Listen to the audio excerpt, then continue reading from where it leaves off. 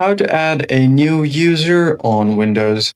What is up everyone? In this tutorial, I'm going to show you guys how to easily add a new user on your Windows laptop. First thing you have to do is access your settings menu. And once you open it up, you might be already logged into one of your accounts, or it might be a local account where you haven't logged in. You basically have to go to the account section on your laptop, scroll down and go to emails and accounts. Click on it, you'll see your existing account here. And if you want to add a new one, click on add account.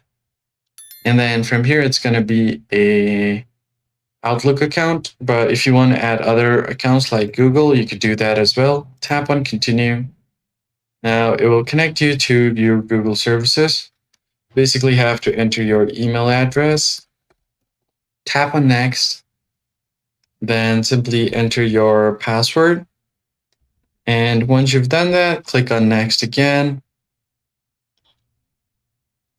You're going to have to verify your login. So it's going to send you a code on your email.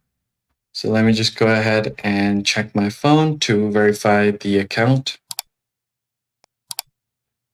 So once you have verified that that is you from your phone or any other verification method, you should be able to connect and add a new user. So select all of this, click on continue.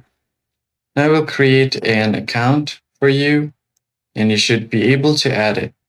So that's pretty much it, guys. I hope this tutorial was helpful. I'll catch you guys on the next one. Thanks for watching.